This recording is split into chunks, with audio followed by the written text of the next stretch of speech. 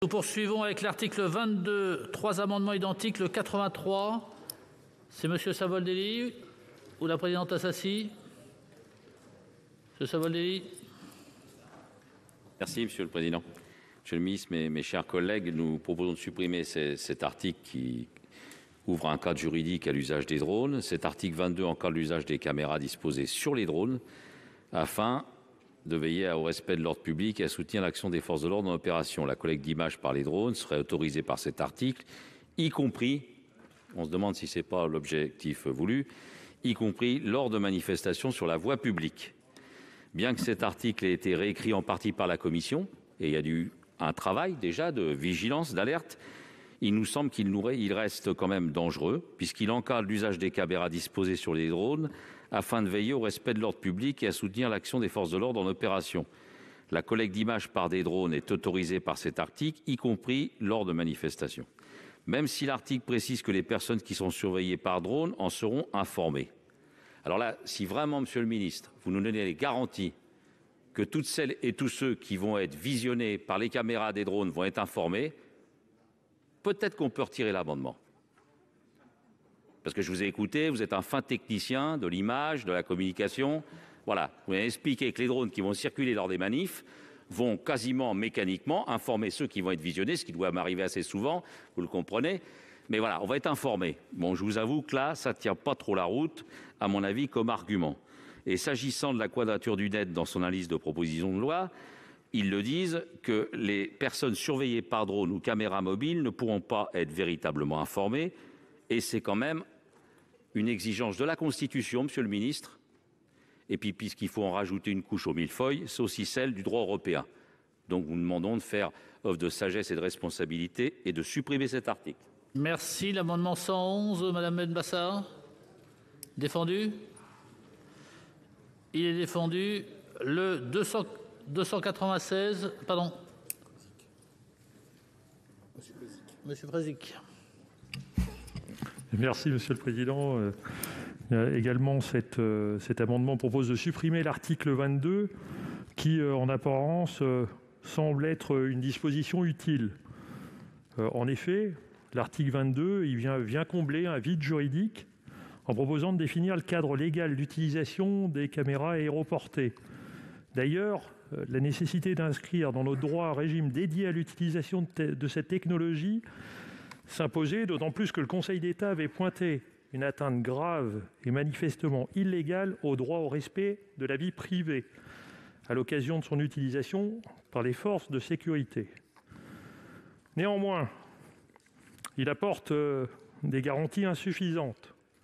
En dépit des modifications qui ont été apportées par la commission des lois, que ce soit l'interdiction de la captation des sons, de la reconnaissance faciale ou des interconnexions automatisées de données, les garanties censées assurer le respect de la vie privée sont insuffisantes et inappropriées.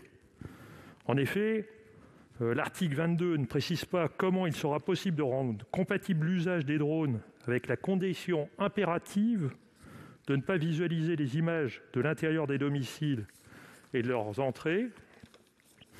Deuxièmement, les modalités de l'information du public ne sont pas précisées, sauf à se satisfaire de la formulation « par tout moyen approprié ». En outre, ces propositions sont aléatoires car elles se trouvent conditionnées par des réserves qui les rendront le plus souvent inapplicables. D'ailleurs, sur ce sujet, la commission des lois n'a pas apporté de réponse. Il n'est pas acceptable que le Parlement ne se prononce pas sur cette condition minimale en se déchargeant sur le pouvoir réglementaire par renvoi au décret d'application. Le périmètre lui servant de support est trop large en raison de la multiplicité et de la diversité des motifs susceptibles d'être invoqués pour justifier le recours aux drones à des fins de captation et d'enregistrement. À cet égard, la mobilisation des caméras aéroportées, notamment pour l'encadrement des manifestations, ne va pas sans soulever de fortes craintes sur le risque d'atteinte au droit de manifester. Enfin, on ne peut traiter de ce sujet dans le cadre d'une simple Pour conclure, mon cher PPL. collègue. C'est pourquoi je vous propose de retirer cet article. Merci. Le 296, Monsieur Durin. Ah, c'était, pardon, monsieur Kozik, c'était 296. Pardon. Et donc, sur les 3 amendements identiques, monsieur le rapporteur.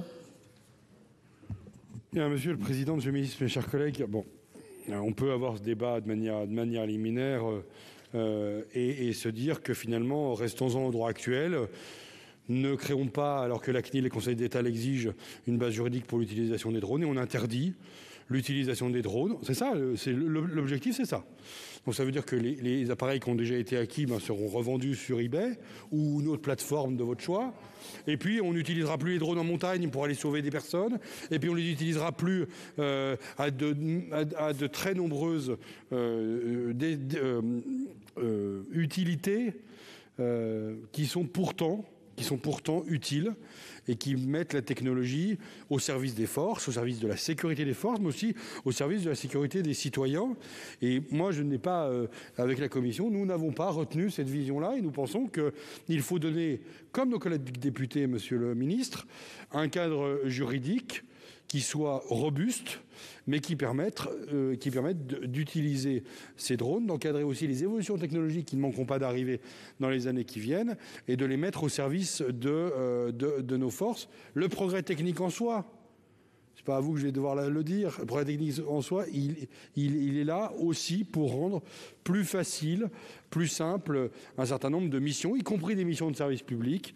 Et donc, moi, je ne peux rendre qu'un avis défavorable et vous inviter à proposer des amendements de complément à ce que nous avons fait au sein de la commission des lois, ce que certains d'entre vous n'ont pas manqué de faire et ce qui va nous occuper une partie encore de cette nuit. Mais voilà, 3 avis défavorables. Monsieur le Président. Merci, monsieur le ministre. Je ne reviendrai pas sur les excellents arguments, monsieur le Président, de monsieur le rapporteur, sur la nécessité de légiférer et sur pourquoi on prend cet article 22. Je vais répondre à monsieur le sénateur, puisqu'il m'a promis un défi. Il m'a dit, si vous arrivez à expliquer comment on peut être filmé par un drone, je retire mon amendement. Bon. En général, une manifestation, elle est déclarée, et quand elle est déclarée, il y a un parcours. Il est tout à fait envisageable de mettre des panneaux d'information pour « Bonjour, cette manifestation est vidéo-surveillée et surveillée par drone ». C'est le cas aujourd'hui dans les communes. Pour entrer dans une commune, il y a des panneaux, il est marqué vous êtes dans une ville qui met des caméras de vidéoprotection. Et il vous explique d'ailleurs comment récupérer les images, si vous souhaitez consulter votre droit à l'image. Les manifestations, par ailleurs, quand elles sont en place, elles sont en place dans des communes ou dans des départements, on est d'accord. Vous manifestez à Paris, vous manifestez à Tourcoing. On pourrait tout à fait imaginer que l'obligation d'information soit sur le site de la préfecture du lieu de département où il y a la manifestation. Par exemple, manifestation du Parti communiste français à Tourcoing, sur le site de la ville de Tourcoing, sur le site de la préfecture de Tourcoing, du Nord par exemple, cette manifestation autorisée sera vidéo protégée par drone. Tout à fait imaginer que ce soit également sur Internet. Donc il y a plein de façons d'informer la personne qui est concernée. Tout à fait. Donc je ne vois pas en quoi c'est incompatible, bien au contraire. Et puis troisièmement, il y a des pays, puisqu'il faut quand même savoir que tous les pays européens utilisent ces drones, tous. Tous les pays occidentaux utilisent ces drones, pas avec les mêmes cadres légaux que nous d'ailleurs, parfois sans base légale, et c'est ce qu'a rapporté monsieur le rapporteur. Et dans certains pays même, il y a même une information vocale, au début, au milieu, à la fin de la manifestation par exemple. Donc il y a plusieurs moyens d'informer les personnes qui sont effectivement vidéo surveillées, vidéo protégées par drone. Et donc je crois, monsieur le sénateur, qu'il serait bon que vous teniez votre pari et que vous retiriez votre amendement. Merci, monsieur Bacher. Merci, monsieur le Président, monsieur le ministre, mes chers collègues. Non, je crois que si on veut protéger, moi je me battrai toujours pour protéger les manifestants dans leur liberté constitutionnelle. Il faut pouvoir repérer ceux qui viennent déborder ces manifestations. Et il y a des équipements modernes. Il faut pouvoir les utiliser dans un cadre contrôlé. Et ce serait donc peut-être une erreur, peut-être, voilà mon opinion, une erreur que de ne pas légiférer tel que Loïc Hervé vient de nous le rappeler. Il y a une demande. Mais c'est bien pour protéger les manifestants qui viennent manifester pacifiquement. Aujourd'hui, les manifestations, et ayons un peu de mémoire, combien d'assemblées ont été attaquées lors de certaines manifestations dites de gilets jaunes. l'Assemblée nationale, le Sénat aussi, ils sont passés tout près. Souvenez-vous, c'était un samedi. Nous avons été, alors que nous discutions des lois de finances, confinés ici. Souvenez-vous de cela. Souvenez-vous des Black Blocs. Il faut trouver aujourd'hui des moyens modernes de lutter contre ceux qui ont des moyens modernes aussi de vouloir casser la démocratie. Alors contrôlons-la. Nous, gardiens des libertés, légiférons proprement, tel que l'a dit Loïc Hervé et le ministre. Merci, monsieur Laménie. Oui, merci Monsieur le Président, Monsieur le Ministre, chers collègues, très rapidement, simplement pour on peut comprendre ces amendements, mais supprimer cet article 22 et quand on prend connaissance du rapport de la Commission des lois, notamment concernant cet article 22, je suis pas personnellement spécialiste des drones, mais je dirais quand on lit le rapport de la Commission, c'est bien indiqué sur cet article 22, l'usage des caméras embarquées sur les drones, des usages multiples, variés, et on le voit aussi pour, malheureusement, dans le cadre de reconstitution d'accidents graves, de lutte contre les catastrophes naturelles, sécurité des personnes, sécurité des biens. Donc il y a aussi des usages quand même qui sont indispensables dans le cadre d'utilisation de ces techniques. Donc je pense que là, pour aussi des cas de manifestation ou autres, d'ordre public ou autre, je pense que là, il y va quand même de l'intérêt général. Et je pense qu'il ne faut pas non plus voir le mal partout. Il faut aussi faire confiance et essayer de progresser. Voilà, donc j'irai dans le sens de la Commission des lois. Merci, cher collègue. Madame Taillé-Polian. Merci, Monsieur le Président, Monsieur le Ministre, mes chers collègues. Monsieur le Ministre, au début de cette discussion, vous disiez on dit que le gouvernement se rapproche d'Orwell, mais nous sommes des libéraux, nous rapprochons plutôt de Tocqueville. Et le problème, je crois qu'aujourd'hui, c'est que le libéralisme a de plus en plus de difficultés à assumer sa facette des libertés individuelles et qu'il se resserre et qu'il se restreint de plus en plus sur une vision très, très libérale uniquement du point de vue économique. Et que ce système économique conduit à tellement d'inégalités, tellement de souffrances, tellement d'injustice et de sentiments d'injustice, pas seulement de sentiments d'injustice d'ailleurs, mais d'injustice réelle, et bien oui, qu'il y a des mouvements sociaux, des contestations. Et je crois que le nouveau monde que nous vivons depuis 2017, c'est justement finalement la vision de ce libéralisme étriqué au libéralisme économique et une certaine vision orwellienne. Et nous le voyons dans cette proposition de loi, et nous le voyons dans ces restrictions des libertés, et notamment dans cette proposition, et d'ailleurs, si c'était qu'une proposition, dans les faits, déjà, dans un certain nombre de manifestations, avec l'utilisation de ces drones. Et l'utilisation aussi de cette fameuse novlangue dont parlait Orwell. Car quand j'entends que les manifestations vont être vidéo protégées, écoutez, ça me ferait rire si seulement je ne me sentais pas de moins en moins protégée dans les manifestations par un certain nombre de pratiques. Gaz lacrymogène à tout coin de rue, système de NAS de lequel on ne peut plus sortir d'une manifestation. Alors excusez-moi, je crois qu'aujourd'hui nous sommes dans une situation où nous le notons, le droit de manifester est battu en brèche. Et oui, beaucoup de Françaises et de Français hésitent à venir manifester parce que maintenant ça leur fait peur, mais ce n'est pas seulement parce qu'il y a des Black Blocs, je ne nie pas qu'il y en ait, mais c'est aussi parce qu'il y a un sentiment d'escalade, y compris dans la façon dont le maintien de l'ordre est mis en œuvre. Et ce n'est plus du maintien de l'ordre, je crois, malheureusement, auquel nous assistons, mais à une escalade dans le désordre. Donc oui, cette utilisation, ces propositions d'utilisation de drones vont à l'encontre de la liberté de manifester. Cela a été noté et dénoncé, notamment par des organismes institutionnels comme la CNCDH, et je crois qu'il faut s'y opposer fermement. Merci, cher collègue. Monsieur Durand. Oui, je ne prendrai pas le même point de départ que ma collègue Sophie Taillé-Polian, mais si on s'intéresse un peu au regard qui a été porté sur la disposition relative aux drones, elle est quand même accueillie avec beaucoup de réserves. CNCDH, Conseil d'État, Défenseur des droits. Et d'ailleurs, si on se dit les choses jusqu'au bout, entre nous, il y a deux usages des drones. Il y a le maintien de l'ordre et il y a tout le reste. Et l'essentiel des arguments qu'on a développés ce soir concerne le maintien de l'ordre. Moi, je ne suis pas persuadé, comme le disait le ministre tout à l'heure, que l'obligation d'information elle soit si facile à mettre en œuvre. Si j'en étais convaincu, j'aurais presque pris le même pari que le collègue Salvadelli. Mais je pense que ça n'est pas possible.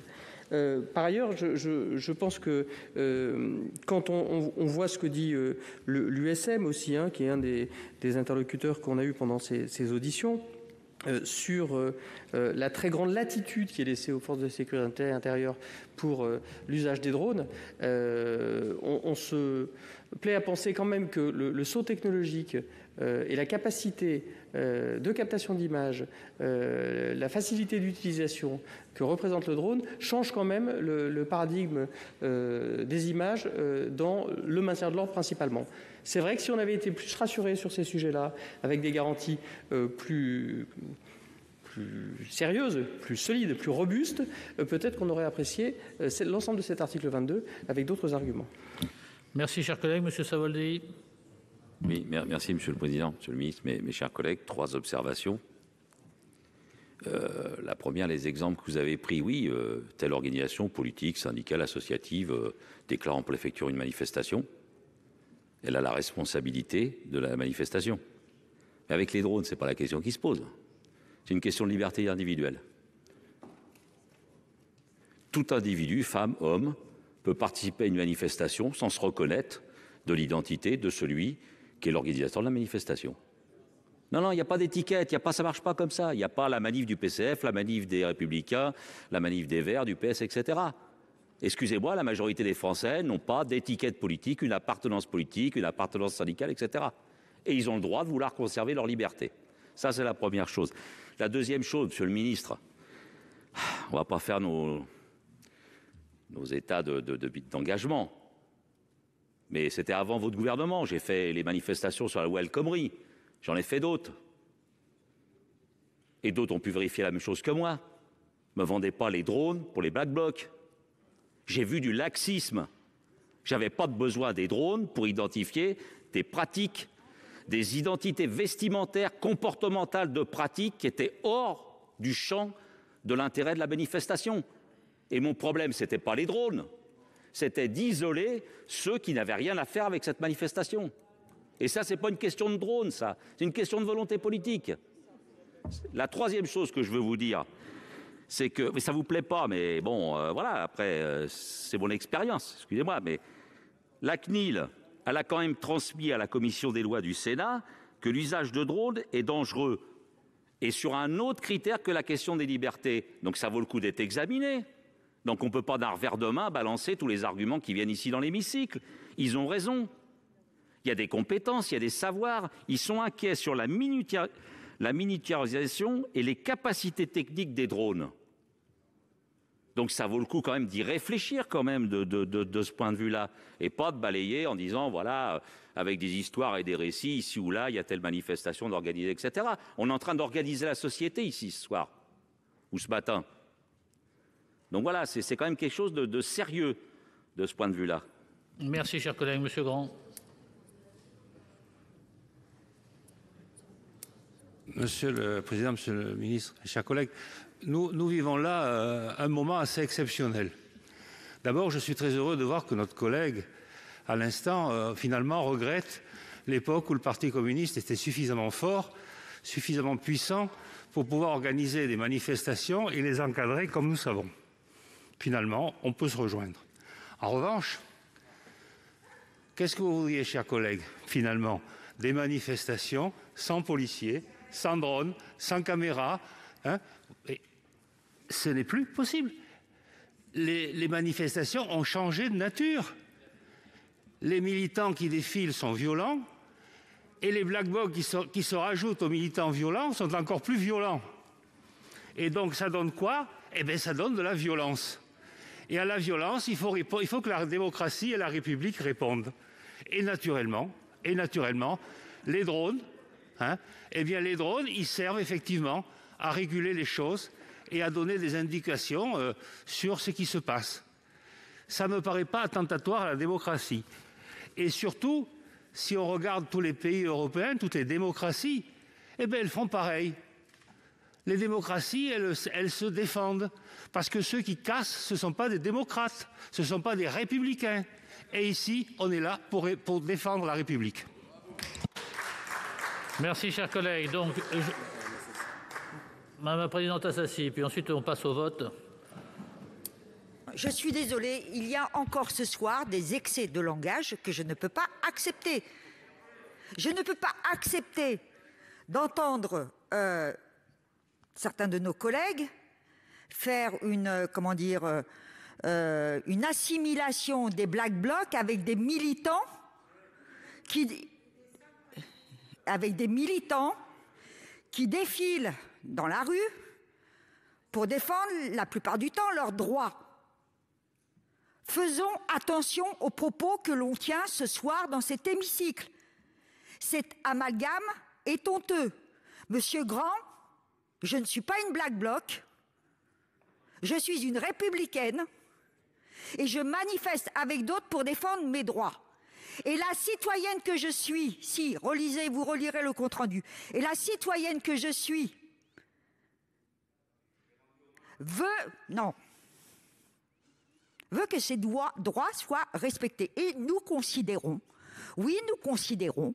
que les drones, c'est bien joli pour faire des films, des beaux documentaires vus du ciel, mais que nous n'acceptons pas qu'ils soient mis en place pour surveiller nos libertés, pour porter atteinte à nos libertés.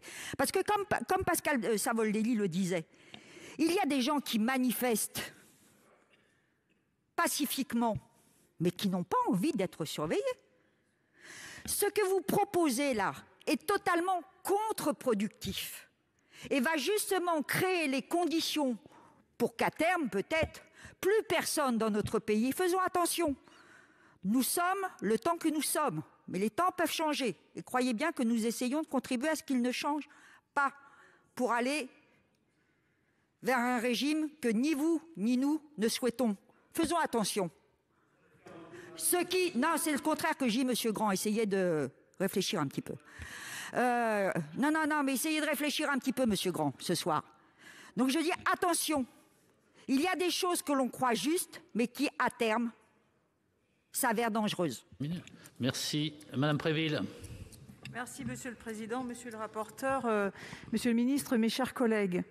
Donc, moi, je vais en appui avec ce qui vient d'être dit et comme Éliane Assassi, en simple citoyenne qui va de temps en temps à des manifestations, et je vais parler de la dernière grande manifestation auquel j'ai participé, qui était le 1er mai 2019 à Paris. Et lors de cette manifestation, qui était une manifestation pacifique, bon enfant, où on avait défilé pendant quelques heures déjà avec des personnes âgées, des enfants, des poussettes, etc. Et quand on a vu au loin des gaz lacrymogènes et on a senti qu'il se passait quelque chose au loin, tout le monde a voulu refluer et sortir de la manifestation. Ça n'a pas été possible. Nous étions nassés. Et moi, j'ai voulu sortir avec ma fille et une amie, et c'était à chaque rue adjacente des CRS casqués, etc. Alors bien sûr, j'ai sorti ma carte de sénatrice, parce que moi j'avais peur et je voulais partir. Donc on m'a laissé sortir avec quelques personnes. Mais est-ce que c'est normal ? Et tous les autres qui étaient dans la manifestation et qui avaient peur d'être bousculés, parce que ça refluait, évidemment, parce que tout le monde avait peur et tout le monde avait qu'une envie, c'était de sortir. On a quand même le droit de manifester dans ce pays. Et moi, je vous le dis, en tant que citoyenne, je n'ai pas du tout envie d'être filmée. Et moi, s'il y a un drone qui passe au-dessus avec un haut-parleur qui me dit que l'on est filmé, alors là, je me dis, on est dans un autre monde. On doit pouvoir manifester. Et je vais dire une dernière chose. Pour ce qui concerne les Black Blocs, ce sont très peu de personnes. Je pense qu'on sait les identifier et qu'on peut trouver tout à fait le moyen de régler ce problème sans empêcher la grande majorité, et comme c'est une tradition dans notre pays, de pouvoir manifester. Voilà. Merci, chers collègues. Donc, je mets aux voix les 3 amendements identiques 83, 111 et 296 avec un double avis défavorable de la Commission et du Gouvernement. Qui est pour? Qui est contre? Qui s'abstient? Ils ne sont pas adoptés. Passons à l'amendement 348. Monsieur le ministre. Il est défendu, il vise simplement à remettre, mais je crois que nous aurons une différence avec monsieur le rapporteur et la commission, un certain nombre de modifications telles que l'article 22 était rédigé venant de l'Assemblée nationale. Notamment, la plus notable, c'est le fait de ne pas tomber dans un régime d'autorisation préalable lorsque nous faisons intervenir en période administrative des drones. On pense que ça complexifierait beaucoup l'utilisation de ces drones. Je le dis d'autant plus qu'on a beaucoup parlé d'ordre public, mais évidemment le drone sert à bien d'autres choses. Dans le trafic de stupéfiants, chacun sait que lorsque la police intervient, lorsque les caméras sont cisaillées, Jérôme Bascher les a évoquées, détruites, ou simplement lorsqu'on ne peut pas les installer par manque de possibilité de passer la fibre ou de y mettre en hauteur un certain nombre de caméras, ils sont bien utiles pour lutter contre cette insécurité galopante qui ressemble les trafics de stupéfiants. Si à chaque fois que la police ou la gendarmerie utilisent les drones pour pouvoir intervenir, il faut une autorisation préfectorale, vous comprenez bien que ça va quand même très largement alourdir le travail de la police en tant que surveillance. Donc ce n'est pas un désaccord de fond avec la commission, mais évidemment un désaccord de forme qui est important parce qu'il alourdit la tâche administrative et la tâche judiciaire. Merci, monsieur le rapporteur. Oui, merci Monsieur le Président. Monsieur le ministre vient d'évoquer cet amendement présenté par le gouvernement et évidemment il note une différence d'approche assez importante entre le gouvernement et nous à l'instant où nous nous parlons. Alors la première des choses que je voudrais vous dire, c'est qu'il s'est passé des choses depuis que le texte a été voté à l'Assemblée nationale. Il s'est passé une chose, c'est que François-Noël Buffet, ici présent, avec l'accord du président du Sénat, s'est souhaité saisir la CNIL pour avis. Que cet avis nous a été délibéré par la Commission nationale informatique et liberté, que la présidente, Marie Lordoni, est venue nous la présenter dans une audition auquel un certain nombre de sénateurs, membres de la Commission des lois, ont pu participer. C'est un atout, un avantage considérable du bicamérisme à la française et évidemment une évolution majeure de la loi de 2018 qui permet désormais à un président de commission permanente d'une des deux assemblées de saisir une autorité administrative indépendante telle que la CNIL pour rendre un avis sur un texte de loi. Et ça, c'est très important. Si nous adoptions cet amendement du gouvernement, auquel forcément je suis défavorable, nous tirions un trait sur l'ensemble des nouvelles garanties que nous proposons. Elles sont elles sont très, très variées.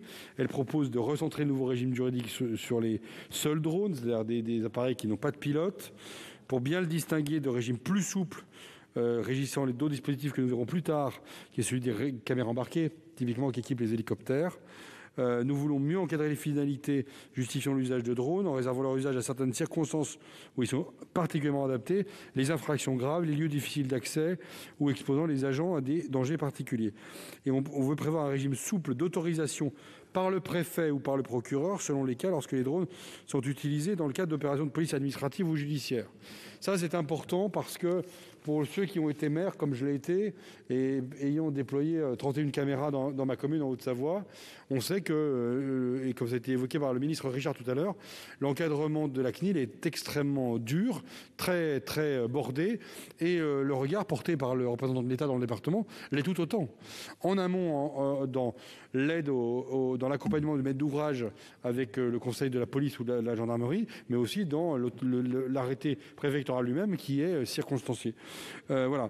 Et puis on a noté notamment des interdictions express qui ferait que si un jour le législateur voulait revenir sur ces interdictions, il devrait évidemment repasser par le Parlement. Ce sont ces interdictions, la reconnaissance faciale, des interconnexions automatisées de données et le son.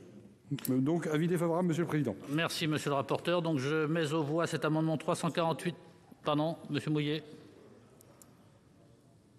Oui, Monsieur le Président, merci. Monsieur le rapporteur, juste une précision. J'entends tous les arguments que vous évoquez, que je comprends, qui sont quelque part une forme de, je dirais, de contrôle ou en tout cas de vision sur les procédures. Mais j'entends aussi l'argument de Monsieur le Ministre sur la procédure de simplification. Voilà, donc tout le débat, c'est le problème de l'équilibre entre le fait de pouvoir justifier et en même temps le fait d'être opérationnel. Donc voilà, donc j'avoue que dans cette approche-là, j'ai le sentiment que si on veut respecter le droit, le droit actuel et en même temps cette vision-là, on peut vous entendre, mais j'ai le sentiment que la procédure est extrêmement lourde.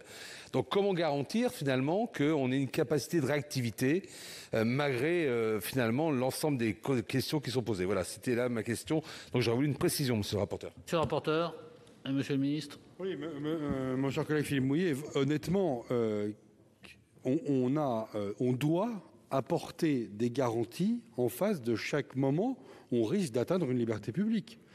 C'est le sens de l'amendement de la commission des lois. À la rigueur, dont le président Buffet a parlé tout à l'heure, c'est ça.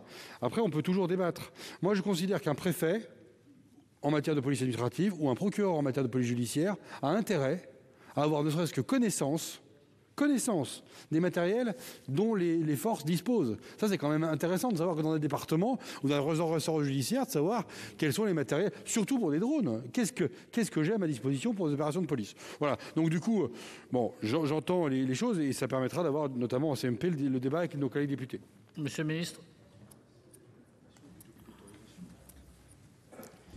Alors, dans la pratique, comment cela risque de se passer, c'est qu'on risque d'avoir soit une absence d'intervention parce qu'il faudra faire effectivement un certain nombre de démarches administratives, soit on l'accordera en amont, comme aujourd'hui les procureurs de la République, il y en a, ils accordent des réquisitions dans les caves ou dans les halls d'immeubles, et d'autres qui ne le font pas, qui sont plus sourcilleux.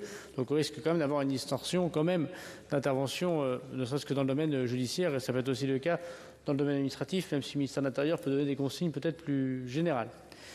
Je voudrais quand même dire qu'à ma connaissance, monsieur le rapporteur, après avoir lu l'avis de la CNIL, je n'y ai pas vu ce que vous y avez vu, mais c'est pour ça que je me permets de vous interroger. Je n'ai pas lu l'avis de la CNIL que la CNIL autorisait l'utilisation du drone que s'il y avait une autorisation. Je ne l'ai pas lu comme ça.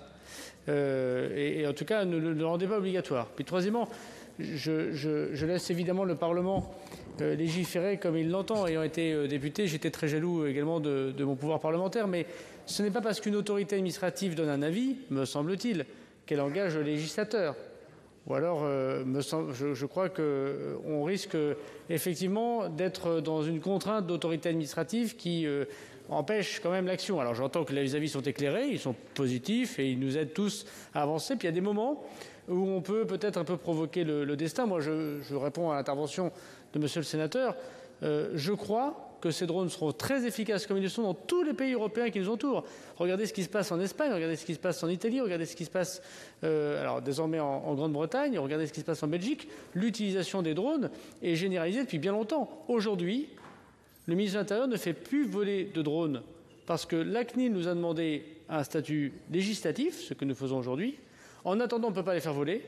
À l'exception d'actes terroristes, si jamais ils devaient se dérouler, encore on n'est pas tout à fait certain que ce soit consacré par la législation, alors que partout autour de nous, on fait voler des drones pour lutter contre les trafics de stupéfiants, pour lutter contre un certain nombre de difficultés de violence urbaine, par exemple.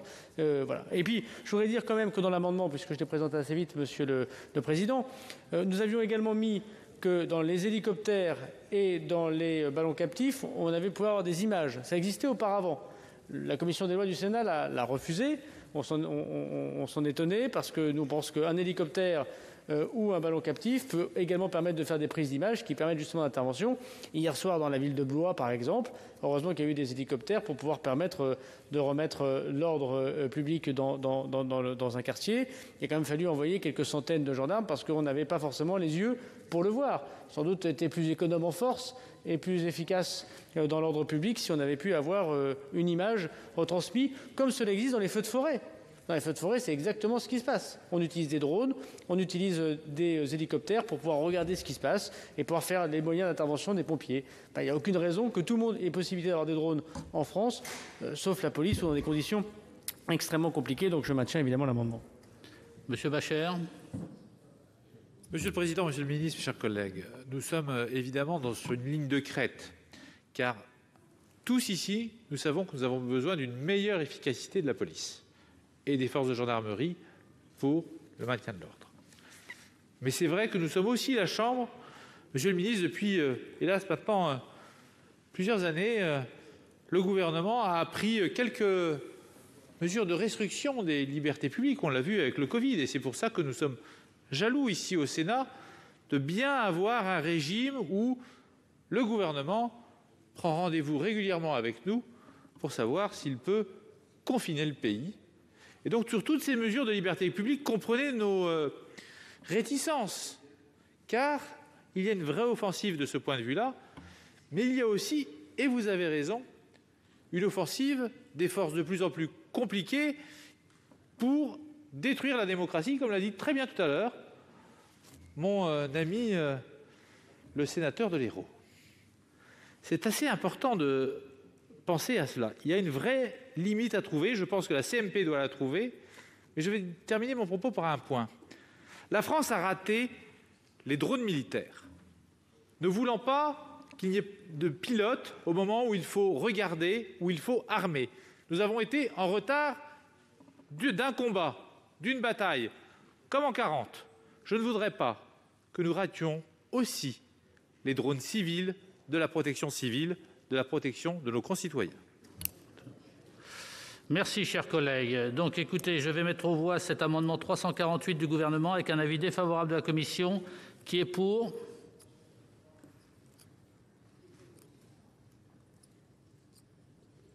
Qui est contre ? Qui s'abstient ? Il n'est pas adopté. L'ordre du jour appelle la suite de la discussion de la proposition de loi adoptée par l'Assemblée nationale après engagement de la procédure accélérée relative à la sécurité globale. Dans la discussion des articles, nous sommes parvenus à l'amendement numéro 347 au sein de l'article 22. Nous avons donc 6 amendements et un sous-amendement qui font l'objet d'une discussion commune. Le 347 est présenté par le Gouvernement. Monsieur le ministre. Madame la Présidente, il s'agit de permettre aux polices municipales d'utiliser les drones qui nous ont beaucoup occupés hier pour des motifs évidemment qui relèvent de la police du maire, notamment la salubrité publique par exemple, le fait de regarder la gestion, ça a été dit hier par quelques sénateurs du groupe LR, des déchets sur la voie publique par exemple. Donc il s'agit effectivement de filer la métaphore drone de l'article 22. Ministre. Monsieur le Président, vous présentez le sous-amendement ? Madame la Présidente, Monsieur le Ministre, chers collègues, ce sous-amendement 388 a pour objectif en réalité de permettre l'expérimentation de l'usage de ces systèmes par les polices municipales. Je crois qu'il paraît important qu'elles puissent avoir recours à ce moyen. Il n'empêche qu'il est nécessaire, sans doute, qu'il y ait cette petite période d'expérimentation avant qu'ensuite les choses soient parfaitement cadrées, pour qu'ensuite les choses soient parfaitement cadrées, à la fois sur le plan de l'usage, de la capacité, de la formation et bien évidemment de la réglementation. Voilà l'objet de cet amendement. Merci. Nous allons examiner maintenant le 131 rectifié. Monsieur Benaroche. Monsieur Gontard, pardon. Oui, merci Madame la Présidente. On a vu hier soir que cet article 22 posait problème. Bon, les amendements de retrait n'ont pas été votés, mais on voit bien que la Commission s'est posé des questions et a essayé d'encadrer l'usage des drones. Et donc cet amendement, qui est inspiré des travaux de notre collègue député Paula Forteza, a justement pour objet de préciser et de renforcer la rédaction de l'actuel alinéa 6 pour garantir qu'en aucune façon des images de drones filmant l'intérieur des domiciles ne puissent être visionnées comme le prévoit actuellement le texte. Il complète le dispositif en ajoutant les espaces extérieurs privés et l'intérieur des véhicules. Le respect de la vie privée et de l'intimité des personnes doit être le même que l'on soit allongé sur son canapé, affairé dans son jardin ou au volant de sa voiture. En contrepartie de l'extension du champ du dispositif, il en exclut les opérations de sécurité civile, et je pense tout particulièrement aux opérations incendie. Et donc je m'interroge au passage sur l'actuelle rédaction de l'alinéa 6 qui exclut l'utilisation des images de domicile pour l'utilisation justement des opérations de sécurité civile. Or, s'il est justement un cas de figure où filmer, ou en tout cas utiliser les images filmées à l'intérieur d'un domicile avec un drone peut se justifier, c'est bien pour une opération de sauvetage lors d'un incendie. C'est donc un amendement cohérent avec la philosophie qui a voulu être donnée par la commission sur l'actuel article 22. Il exclut donc toute visualisation d'images à caractère privé par les services de police et limite leur usage à la seule et à la stricte protection civile des personnes. Merci. Merci. L'amendement 329 rectifié, Monsieur Richard. La présidente, c'est un amendement qui vise simplement à corriger une référence de texte de manière à éviter toute ambiguïté sur l'espace, enfin plutôt le champ visuel sur lequel les caméras aéroportées peuvent intervenir. Et ça rejoint donc la préoccupation de protection de la vie privée ou des domiciles. Merci. L'amendement 208 rectifié bis, Madame Gatel. Merci Madame la Présidente.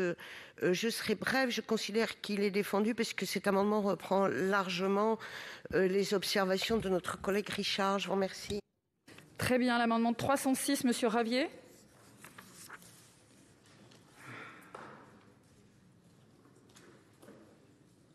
Merci Madame la Présidente, Monsieur le Ministre, mes chers collègues. Il est primordial de garantir le respect de la protection de la vie privée dans le cadre de l'exploitation des images prises par drone lors de manifestations.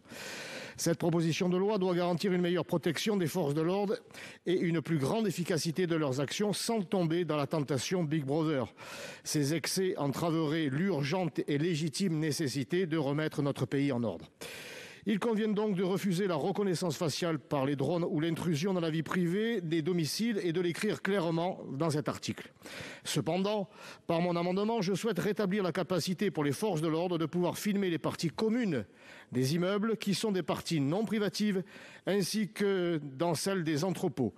Il n'aura échappé à personne que les halls d'immeubles sont souvent le lieu de nombreux trafics, en particulier des trafics de drogue et en particulier dans de nombreuses cités marseillaises, des trafics à l'abri du regard des forces de l'ordre et toujours au détriment des habitants de ces immeubles concernés qui finissent par être pris en otage dans leur propre domicile. Il est également de notoriété publique que le mode de fonctionnement des Black Blocs ou autres mouvements d'extrême gauche s'appuie en amont et en aval de leurs actions contre les commerces, le mobilier urbain ou les forces de l'ordre sur l'utilisation des parties communes des immeubles ou d'entrepôts à proximité des zones de manifestation ou sur leur trajet pour commettre leurs exactions. En effet, ce que l'on appelle les halls d'immeubles servent à échapper aux fouilles des forces de l'ordre au point d'entrée des manifestations et à y cacher du matériel qui deviendront ensuite des armes par destination. Mais ils servent également de refuge lorsque les forces de l'ordre tentent de procéder à leur interpellation. Il paraît donc proportionné et pour le bien de tous, sans entrave à la vie et à la propriété privée, de permettre aux drones de capter des images dans les parties communes d'immeubles et d'habitations ou d'entrepôts et dans le respect strict des dispositions de cet article. Merci. L'amendement 318 rectifié bis, Monsieur Richard. Le caractère d'un reliquat. En effet, j'avais déposé devant la commission, il y a déjà quelques jours, un amendement qui permettait l'utilisation de drones sur certaines finalités, comme l'a dit le ministre tout à l'heure, par les polices municipales, par les municipalités. Malheureusement, victime de mon inexpérience et aussi de l'imagination inépuisable de nos amis de la commission des finances, je me suis heurté à l'application de l'article 40 contre cet amendement, tout en réfléchissant quand même une péto, en me disant qu'un drone coûte souvent moins cher qu'une seule caméra installée en fixe. Donc j'avais dû y renoncer et je suis d'autant plus reconnaissant au ministre et à la commission d'avoir utilisé ce point de départ pour faire l'amendement 347 qui répond parfaitement à mon objectif initial et à la commission de l'avoir complété avec notamment le caractère expérimental justifié que vient de défendre le président Buffet. Donc, lorsque le 347 sera approuvé, comme je l'espère, naturellement, je devrais retirer le 318. Bien, merci Monsieur Richard, nous connaissons votre persévérance. Monsieur le ministre, quel est votre avis sur le sous-amendement 388 ? Rapporteur, pardon. Mais comme je vous ai appelé sur le sous-amendement, l'amendement, allez-y. Sur le sous-amendement, le président Buffet et M. Richard vient de le dire, nous avons fait un travail en commun. Je voudrais excuser en préalable notre collègue Loïc Hervé qui a fait un travail remarquable, vous savez, sur tous ces sujets et qui malheureusement est empêché pour une raison d'urgence médicale. Donc je prends le relais, mais nous avons travaillé ensemble. le sous-amendement, évidemment, du président Buffet nous permet d'aller vers l'expérimentation avec toutes les garanties. Donc évidemment que la commission y est favorable et qu'une fois sous-amendée, elle sera favorable à l'amendement du gouvernement. Les autres amendements, monsieur le rapporteur? Pardon, non, c'est moi qui ai voulu un peu accélérer. Sur les autres amendements, le 318, c'est une demande de rapport. Le Sénat y est traditionnellement opposé. Sur les drones dans les lieux privés, Madame Gatel, il y a un amendement 131 qui parle des espaces privés et un 208 qui parle des lieux privés. L'exclusion des espaces privés ou des lieux privés me semble trop large. On peut imaginer que les opérations de police aient besoin d'images captées depuis la voie publique dans des espaces qui, eux, ne sont pas ouverts au public, par exemple des parkings privés, des entrepôts. Mais tel que c'est rédigé, c'est beaucoup trop large. On a eu le débat hier soir. Donc je souhaiterais que vous retiriez cet amendement, sachant qu'en définitive, la position de Loïc Hervé, de notre rapporteur, de doctrine d'emploi, qui quelque part va border tout ça, expliquer dans quelles conditions ça va se faire, répond à votre sollicitation. Donc je préférais que vous le retiriez. Même chose sur le 131.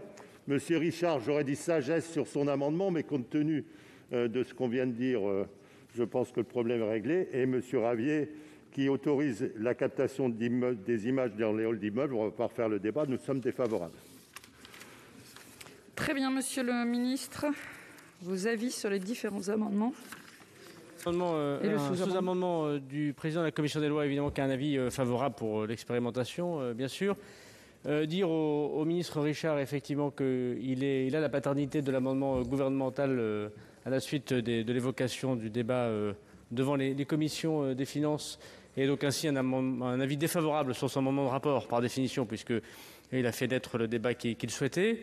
Et puis, peut-être pour Mme Gatel et les autres membres qui veulent réduire les possibilités des captations, comme l'a évoqué M. le ministre de Bresse. J'entends le souci légitime. Cependant, je voudrais dire deux choses. D'abord, les drones, ils peuvent être utilisés, chacun le comprend, dans des cas où on a besoin de connaître un certain nombre de lieux privés. Je pense par exemple à l'exemple de prise d'otage. Il est évident que la prise d'otage se fait rarement sur la voie publique, et ensuite on va dans un endroit qui est un endroit dit privé.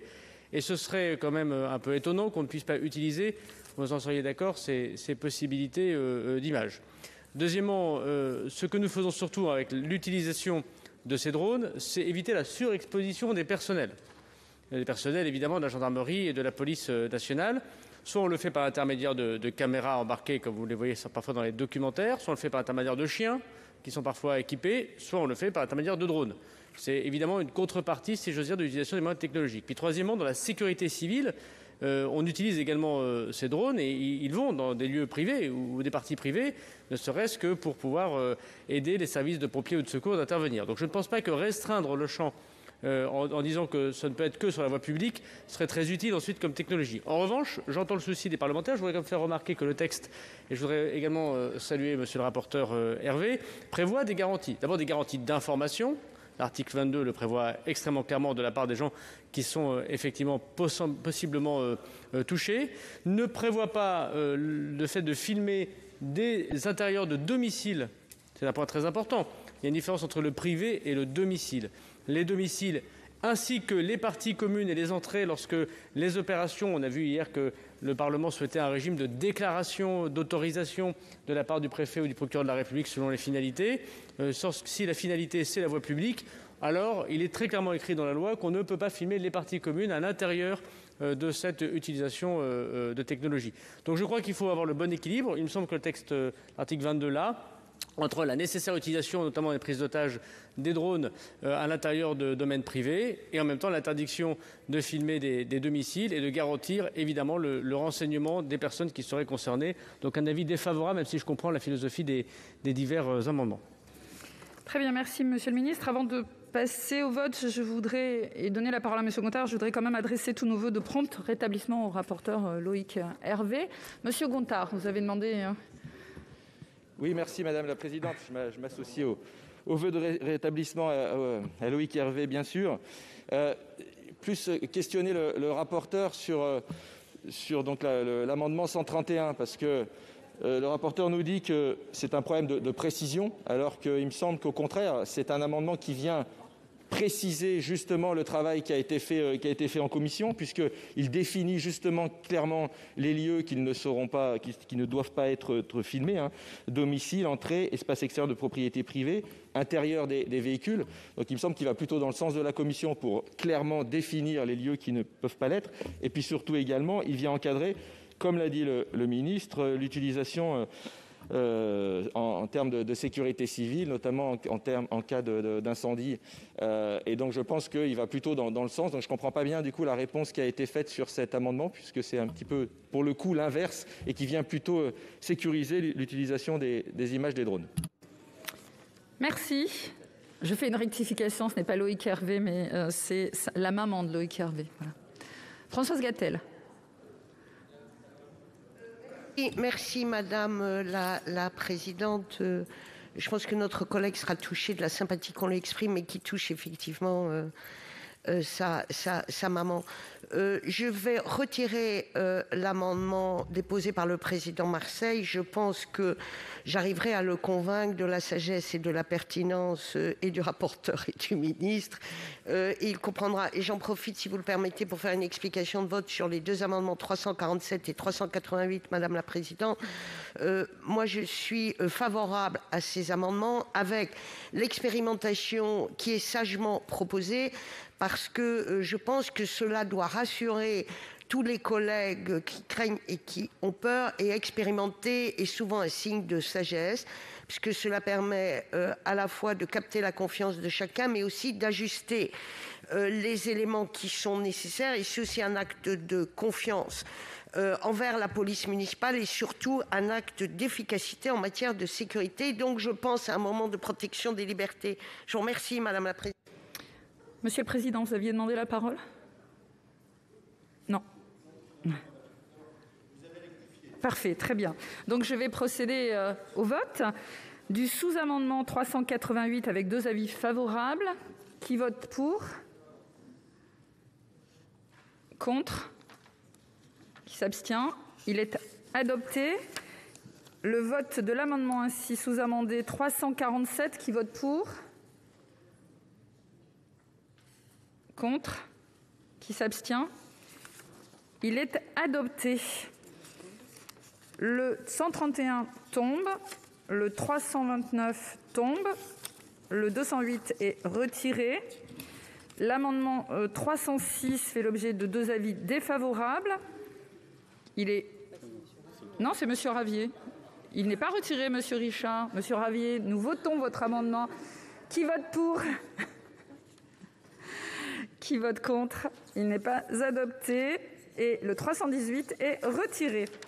Nous passons à l'amendement 218 présenté par Madame Cukierman. Oui, merci Madame la Présidente, Monsieur le Ministre. Comme nous l'avions dit dans la discussion générale, nous saluons le travail notamment de la Commission des lois pour mieux encadrer l'usage des drones. Nous souhaitons cependant, à travers cet amendement, qu'il puisse être précisé dans cet article 22 que ceux-ci ne peuvent pas être utilisés dans le cadre de l'identification des personnes filmées. Monsieur le ministre, ou monsieur le rapporteur, pardon, votre avis? Non, c'est une interdiction de l'identification de personnes par drone qui est contraire à l'objet même de ce qu'on vient de voter, donc par définition défavorable. Avis défavorable. Je mets aux voix le 218 avec 2 avis défavorables. Qui vote pour? Contre? Qui s'abstient? Il n'est pas adopté. Le 219, Madame Cukierman. Oui, il s'agit... Pardon, merci Madame la Présidente, Monsieur le Ministre, mes chers collègues. Il s'agit à travers cet amendement de préciser qu'il soit prohibé l'installation de dispositifs d'armement. Porteur. C'est ce qu'on a appelé l'amendement Star Wars. Là, je pense qu'on est complètement en dehors du sujet et que... Pardon. C'est ce qu'on a appelé l'amendement Star Wars. Je pense qu'on est complètement en dehors du sujet, que ce sont des procès d'intention qui ne sont absolument pas pertinents, défavorables. Monsieur le ministre, même avis? Je mets aux voix le 219 avec 2 avis défavorables. Qui votent pour? Contre? Il a déjà été rejeté. On a une certaine cadence. Donc cet amendement n'est pas adopté. Nous en sommes à l'amendement 373 présenté par nos rapporteurs. Alors, c'est l'amendement auquel je faisais allusion tout à l'heure en réponse à Mme Gatel, qui a fait l'objet de beaucoup de travail de notre collègue Loïc Hervé, qu'on peut appeler une véritable doctrine d'emploi des drones. Donc, évidemment, il est rédigé en 6 alinéas. Ce sont des lignes directrices qui permettent de préciser les exigences de formation des personnels, les garanties juridiques générales énoncées par la loi, les cas concrets où l'usage des drones peut être considéré comme proportionné au regard des finalités de la loi, c'est très important pour éviter les risques constitutionnels, et surtout définir les spécifications techniques qui, si elles n'ont pas leur place dans la loi, sont indispensables pour s'assurer que les dispositifs ne portent pas une atteinte disproportionnelle à la vie privée, ce qui répond aux amendements précédents. Donc je pense qu'avec ce travail juridique important, nous avons toutes les garanties nécessaires pour pouvoir mettre en place l'expérimentation. Merci, monsieur le rapporteur. Monsieur le ministre, votre avis? Sagesse. Je mets donc aux voix l'amendement 373. Madame Cukierman demande la parole. Merci pour l'explication de vote. Oui. Merci, Madame la Présidente. Monsieur le Ministre, bien évidemment, cet amendement va certainement moins loin que ceux que nous avions déposés précédemment, mais il démontre en tout cas, s'il en était besoin, qu'il y a quand même de nombreuses inquiétudes, qu'il y a besoin de sécuriser en tout cas ce dispositif, et que donc finalement Star Wars ne semble pas être si loin et que tout le monde semble vouloir s'en prémunir. Et donc nous voterons cet amendement. Avec un avis donc favorable de la commission, un avis de sagesse du gouvernement, qui vote pour, qui vote contre, qui s'abstient. Il est donc adopté. Le numéro 240, Madame Cukierman. Il est défendu, il va dans le même sens que les précédents. Votre avis? Défavorable. Je mets donc aux voix avec 2 avis défavorables, qui votent pour, contre. Il n'est pas adopté. Le 132, Monsieur Gontard. Oui, merci Madame la Présidente. Cet amendement vient également sécuriser et puis je dirais faire en sorte que ce projet de loi, effectivement, sécuriser ce projet de loi.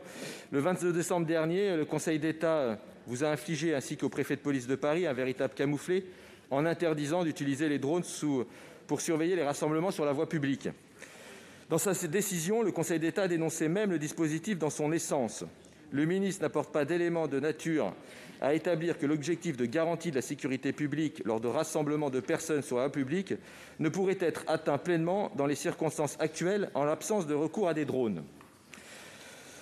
En droit des données personnelles, si l'utilité d'un dispositif de surveillance n'est pas clairement démontrée, il ne peut jamais être autorisé. En matière de données sensibles telles que les opinions politiques captées en manifestation, il faut même que le dispositif soit absolument nécessaire au maintien de l'ordre. Cette proposition de loi ne justifie en rien cette absolue nécessité et donc rien ne vient justifier cette atteinte gravissime au droit de manifester et à la liberté d'opinion. On en a déjà parlé hier soir. Merci. Merci. Monsieur le rapporteur, votre avis sur l'amendement 132 ?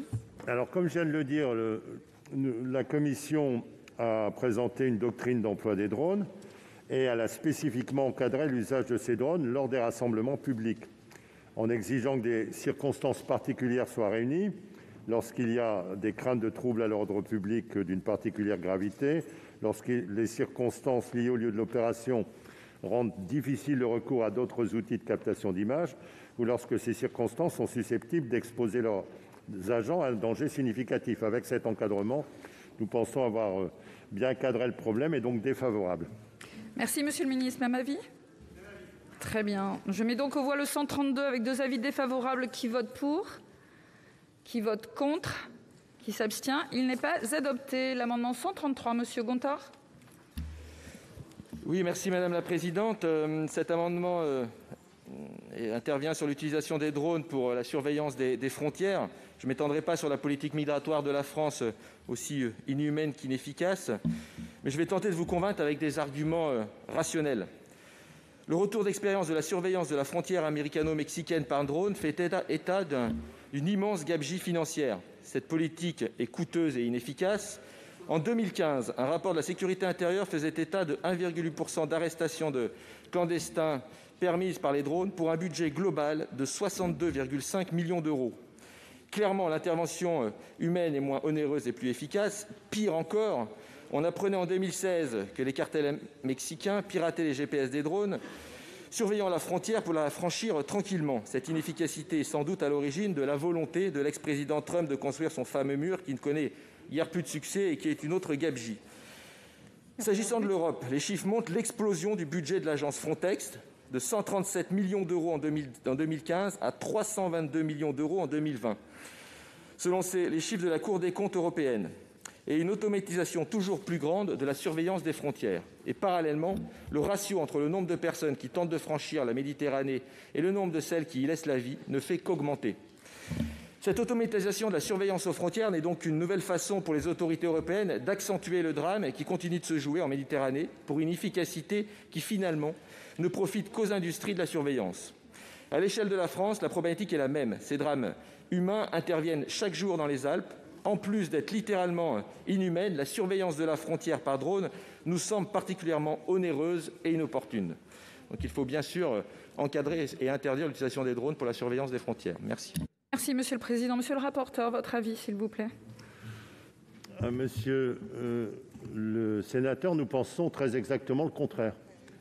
Franchement, il ne faut pas aller à la frontière américano-mexicaine, il suffit d'aller à la frontière franco-italienne, où il y a toute une série de régions montagneuses pour voir que la surveillance de grandes étendues de nature par des drones permet au contraire de percevoir s'il y a des franchissements illégaux de la frontière. Ça n'empêche pas d'avoir un traitement humanisé de la manière dont on peut faire des interpellations.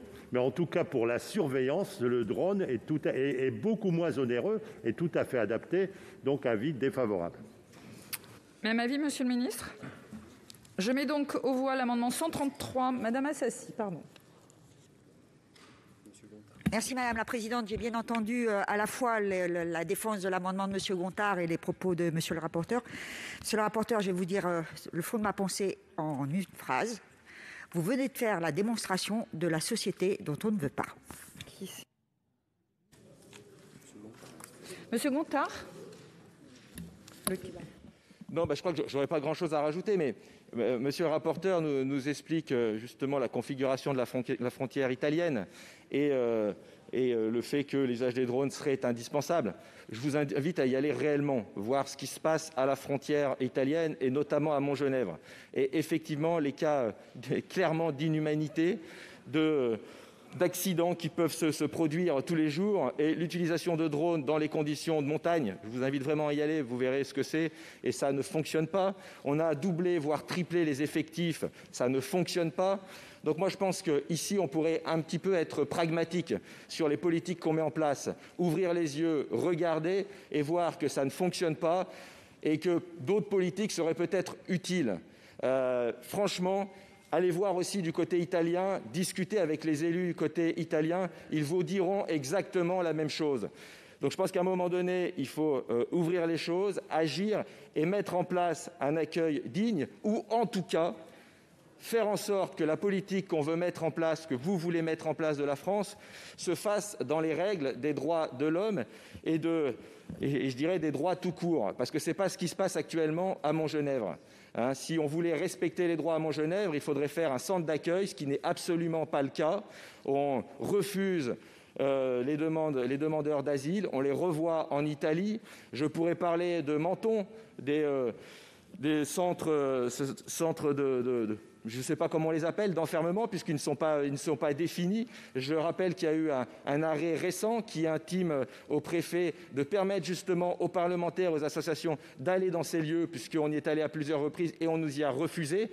Donc je pense qu'il est temps que la France respecte les droits. Merci. Merci. Monsieur le ministre a souhaité la parole.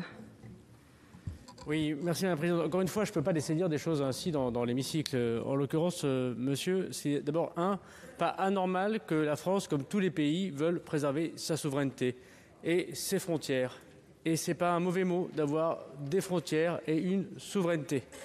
Et deuxièmement, je voudrais vous dire que les conditions dans lesquelles les étrangers viennent sur le sol national sont on ne peut plus dignes et conformes effectivement aux droits de l'homme.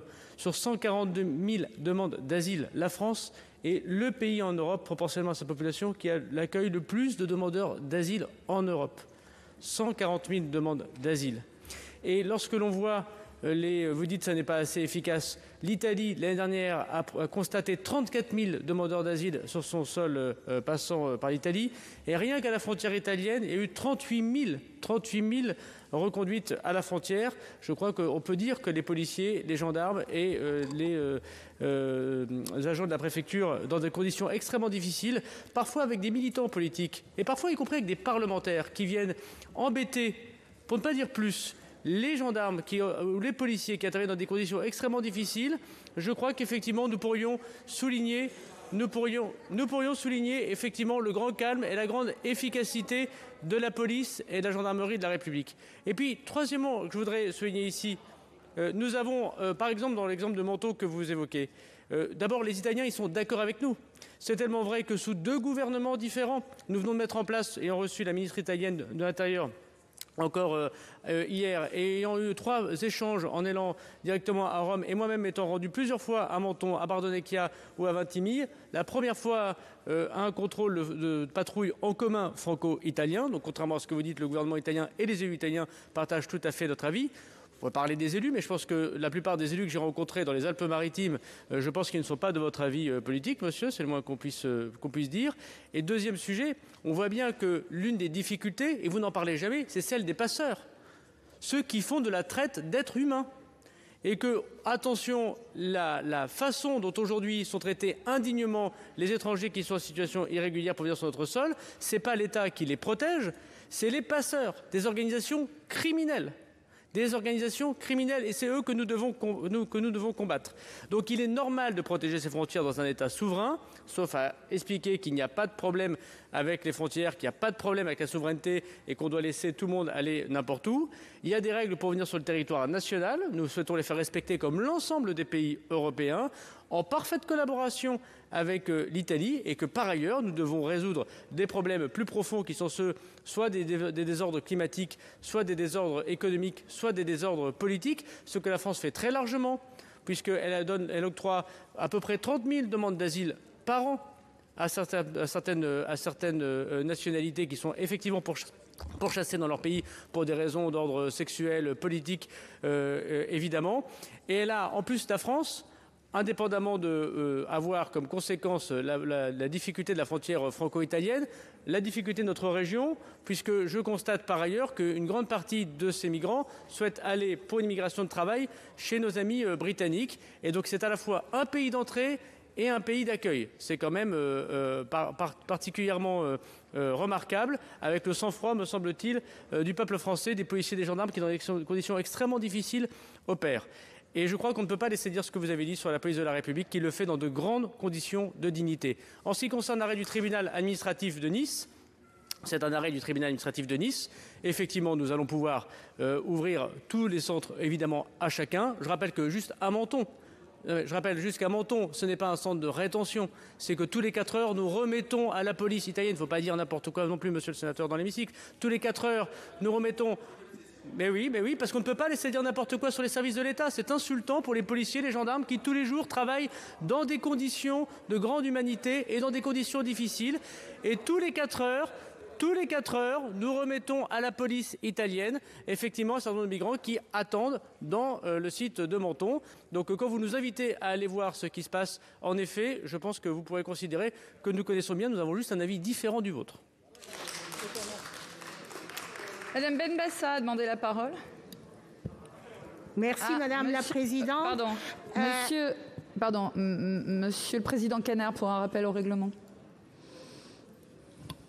Oui, Madame la Présidente, Monsieur le Ministre, je veux dire, nous essayons d'avoir un dialogue respectueux ici au sein de l'hémicycle. Ce n'est pas la première fois que vous utilisez cette phrase à l'égard d'un sénateur ou d'une sénatrice. Vous dites n'importe quoi.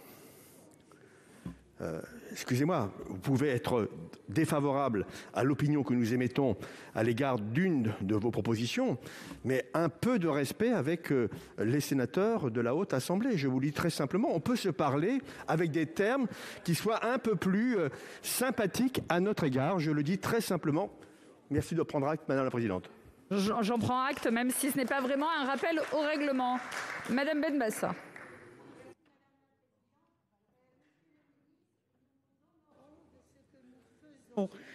À l'endroit des réfugiés. Nous sommes des parlementaires et c'est notre travail de faire cela. Comme nous allons visiter aussi des prisons, des CRA, et nous avons été à Menton plusieurs fois, nous allons à la frontière franco-italienne.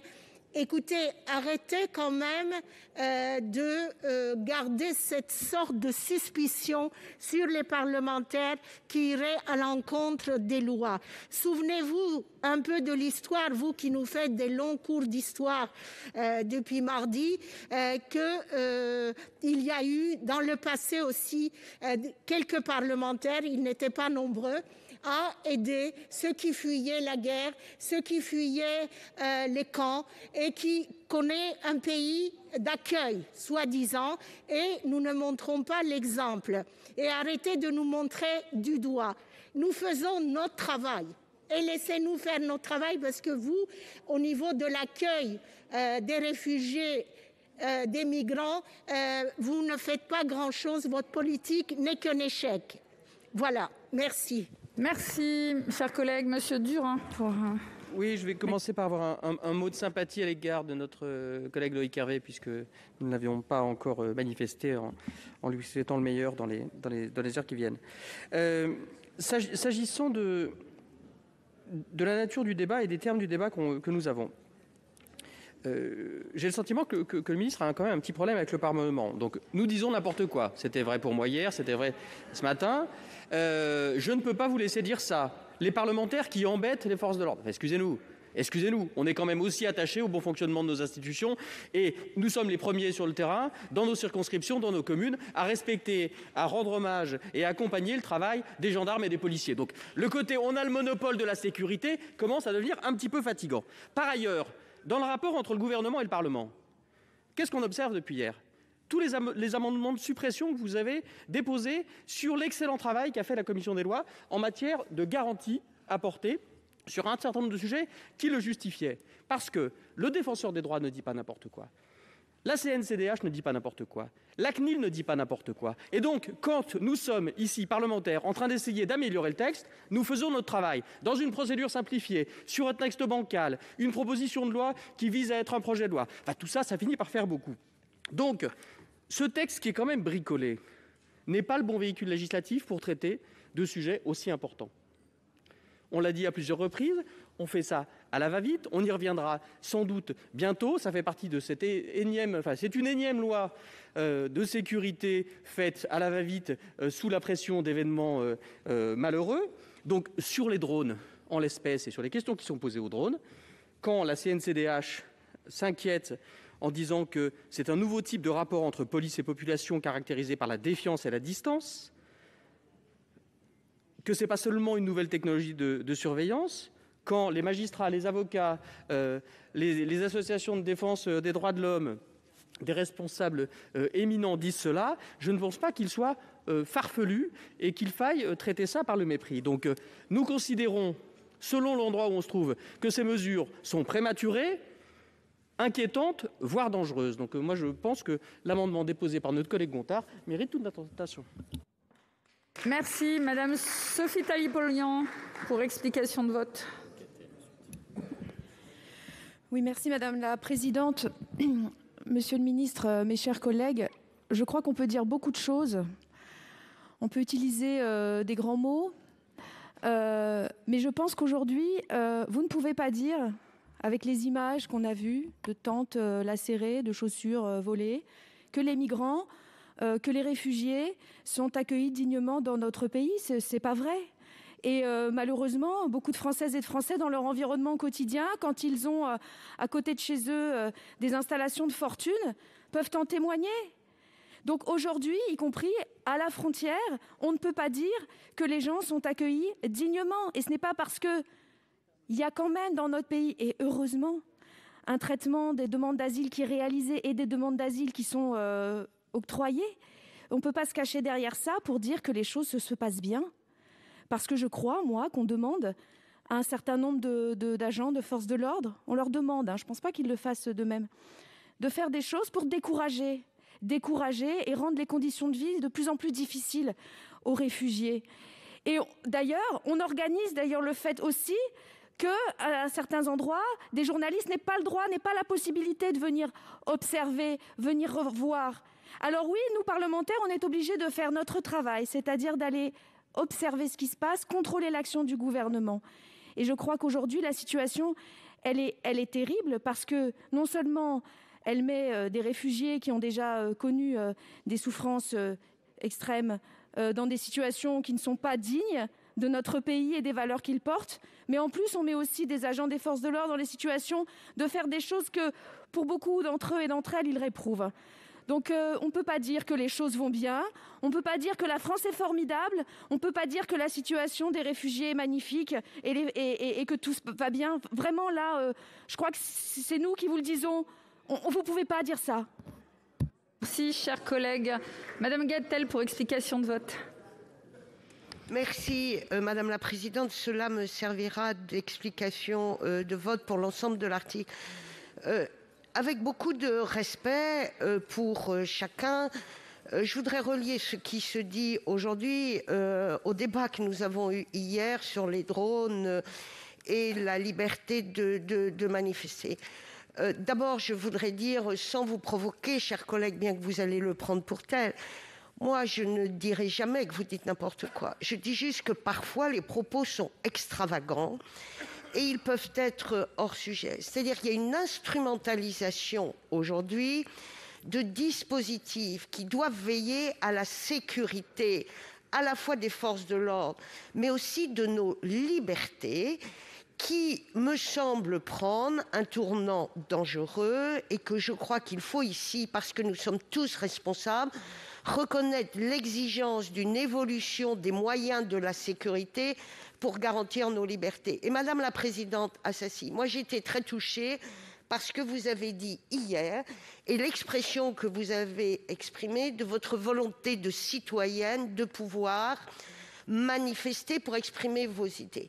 Et je salue ce que vous avez dit et je salue votre engagement. Et en même temps, Madame la Présidente, et j'ai entendu d'autres propos qui m'ont profondément choquée hier, je pense que si on veut que chacun puisse aller manifester pour défendre ses idées dans notre démocratie, je crois que nous avons besoin d'une sécurité qui permette aussi à des gens parfois d'aller manifester, comme vous l'avez dit hier, avec leurs enfants en toute tranquillité.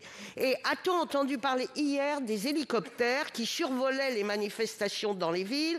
A-t-on entendu parler hier de manifestations qui étaient instrumentalisées par des gens qui n'ont qu'une envie, c'est utiliser la liberté et la conviction de ceux qui vont manifester pour aller détruire? Moi, je l'ai vécu à Rennes pendant des mois, parce qu'il y avait des gens qui étaient là, utilisant la liberté pour détruire. Et sincèrement, je pense que notre commission a veillé à sécuriser les choses. Et sincèrement, je pense qu'il faut que nous soyons réalistes et que nous dépassions toute posture qui nous met en très grosse difficulté par rapport aux attentes de nos concitoyens et des policiers qui nous protègent. Merci, chers collègues. Je mets donc aux voix l'amendement 133 avec 2 avis défavorables. Qui vote pour ? Qui vote contre? Qui s'abstient? Il n'est pas adopté. Nous passons à un amendement et 2 sous-amendements. L'amendement 188 rectifié présenté par Mathieu Darnaud.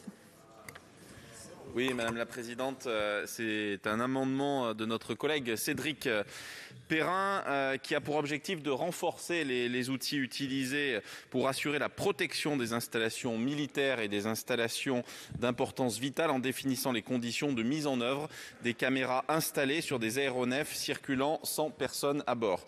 Il est proposé à ce titre d'insérer de nouvelles dispositions dans les parties 1 et 2 du Code de la Défense pour compléter le régime régime juridique des installations d'importance vitale et des installations militaires. Ces caméras seront utilisées à des fins de protection des zones militaires et des établissements, installations et ouvrages d'importance vitale. Dans ces conditions, des garanties propres à ces usages sont définies, tenant notamment à une durée de conservation des enregistrements limitée et à une information générale du public. Les traitements de données mis en œuvre devront également respecter l'ensemble des garanties de la loi informatique et liberté, en particulier dans son article 31. Ces traitements seront ainsi soumis à l'avis de la CNIL. L'acte réglementaire les autorisant déterminera, outre la durée de conservation prévue par les nouveaux articles en cause, les catégories des données traitées, les destinataires de ces données et les modalités d'exercice des droits reconnus aux personnes concernées par ces traitements. Je vous remercie. Merci, chers collègues. Le sous-amendement numéro 383, présenté par Monsieur Richard. Oui, Madame la Présidente, je rejoins pleinement les objectifs et le cadre fixé par l'amendement de Monsieur Cédric Perrin. Et simplement, en regardant les conditions de fonctionnement et de protection de certaines unités militaires ou de certaines bases militaires, il se produit aussi qu'une partie des images soient prises par hélicoptère. Et par conséquent, il me semble que dans les deux alinéas où c'est mentionné dans le texte de Cédric Perrin, il faut retirer l'expression de « circulant sans personne à bord », puisque s'agissant du statut des images et de la protection des tiers notamment, quant à l'utilisation de ces images, les images prises par hélicoptère dans ces espaces-là, dans ces circonstances-là, doivent être traitées comme des images de drone. Si le sous-amendement 374 présenté par nos rapporteurs, M. Daubresse. Dans la cohérence de ce que j'ai dit tout à l'heure, Loïc Hervé a défini une doctrine d'emploi. Et donc là, nous mettons les garanties nécessaires pour que ça se passe dans les conditions de cette doctrine d'emploi, moyennant quoi nous sommes favorables à l'amendement présenté par Mathieu Darnaud. C'est tout à fait pertinent. J'en profite pour rebondir sur le débat précédent. Moi, j'ai été rapporteur de la loi antiterroriste. Je suis allé sur place dans les Alpes-Maritimes et j'ai constaté qu'il y avait une importance vitale à ce qu'on puisse surveiller la frontière. Et nous avons pu arrêter, pas nous, mais la police, a pu arrêter un terroriste dangereux qui s'apprêtait à menacer une installation stratégique à Dunkerque et qui venait de parcourir des kilomètres le long du littoral. Et c'est évidemment par des engins type drone ou hélicoptère qu'on peut arriver à surveiller ce genre de choses. Donc il faut savoir ce qu'on veut. Est-ce qu'on veut être protégé, éviter et faire une vraie lutte antiterroriste ou pas, ce qui n'a rien à voir avec l'accueil des réfugiés, qui est un autre sujet. Voilà, donc avis favorable à l'amendement de M. Darnaud, sous réserve du sous-amendement, et favorable bien sûr à l'amendement de M. Richard. Très bien, Monsieur le Ministre. Position identique sur les sous-amendements et donc sur l'amendement ainsi amendé. Je mets donc aux voix avec deux avis favorables l'amendement numéro 3, le sous-amendement numéro 383 de Monsieur Richard. Qui vote pour? Contre? Il est adopté. Je mets aux voix l'amendement 374, le sous-amendement 374 avec deux avis favorables. Qui est pour? Contre? Il est adopté. Je mets donc aux voix l'amendement ainsi modifié 188 rectifié avec deux avis favorables. Qui est pour? Contre? Il est adopté. Nous passons à l'amendement 328 rectifié bis. Monsieur Richard. Madame la Présidente, il s'agit des conditions d'utilisation, là encore, d'images aéroportées en matière de protection civile. Et donc, ce que je suggère, c'est de clarifier, de resserrer les finalités pour lesquelles ces images peuvent être utilisées, qui sont la prévention et l'évaluation des risques, le secours d'urgence aux personnes et la lutte contre les incendies et accidents. Monsieur le rapporteur, votre avis? Alors, je préférerais que M. Richard, s'il le veut bien, retire son amendement parce que la commission a défini un certain nombre de conditions. Il pense qu'il faut préciser les choses. Je pense qu'on pourrait tout à fait le faire en CMP, monsieur le ministre. Et donc, si vous en êtes d'accord, je m'engage à ce qu'on puisse aboutir pour tenir compte de vos observations. Très bien. Je mets donc aux voix l'article 22 ainsi modifié. Qui est pour? Qui est contre? Qui s'abstient? L'article 22 est adopté.